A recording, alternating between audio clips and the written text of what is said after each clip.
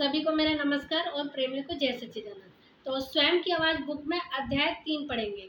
तो अध्याय 3 में मैंने पहला टॉपिक पढ़ लिया था, अनंत शांति में अपने आप को जोड़े, जो अध्याय 3 का ही नाम है। तो इसमें जो टॉपिक आगे है उसमें है, अगला टॉपिक है भावना में बने रहना। तो भावना में बने रहना, इसके बारे में जानेंगे कि प्रेम रावत जी ने क्या लिखा है। पढ़ के उसे समझने की कोशिश करेंगे। तो मैं पढ़ती हूँ। स्टार्ट होता है यहाँ से।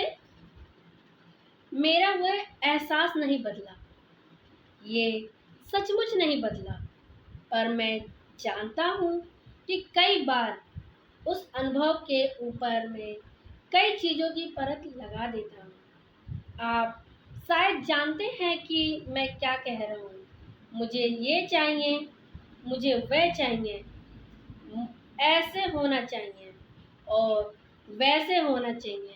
मैं यही हूँ और मैं वह हूँ। मैं ये हूँ और वह हूँ, और फिर मुझे ये करना चाहिए, मुझे वो करना चाहिए। आगे है, कभी भी बाहर जाकर उस ताजी नई सुबह को पकड़ने के बजाय मैं अपने आप को समस्याओं और चिंताओं से परेशान पाता हूँ। ये मुझे बताता है कि मेरे जीवन पर हावी होने का खतरा पैदा कर रही है।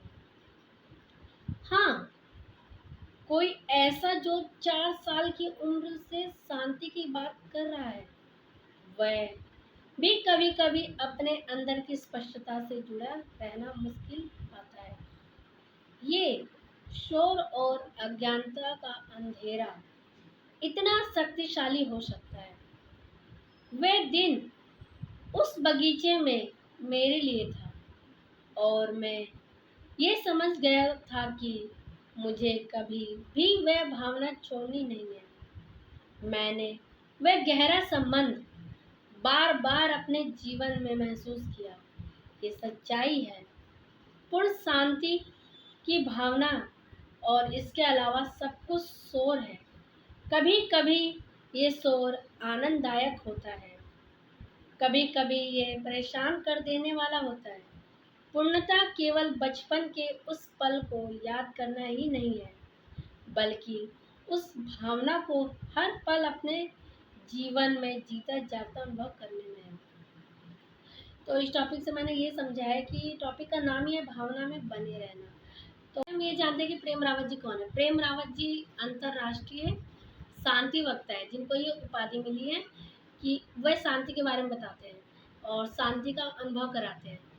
जो जो उन्होंने ये चीज़ 4 साल की उम्र से ही, जो बचपन से ही स्टार्ट करी थी, आज उनकी उम्र 60 प्लस है और अभी तक वो शांति के बारे में ही संबोधन करते हैं। और हम जैसे मनुष्य में शांति लाने की कोशिश करते हैं ताकि हम अपने जीवन को सफल बना सकें, हम अपने जीवन को जी सकें शांति में। उनके बारे में हम बात करें तो वो बहुत कम है, जितना मैं नहीं बता सकती हूँ। अगर आप प्रेम रावत जी को आगे सुनना चाहते हैं, उनके बारे में जानते हैं, उनके परिचय के बारे में जानना चाहते हैं, तो मैं लिंक डाल रही हूँ, आप उन्हें जाके देखिए और सुनिए और फॉलो कीजिए।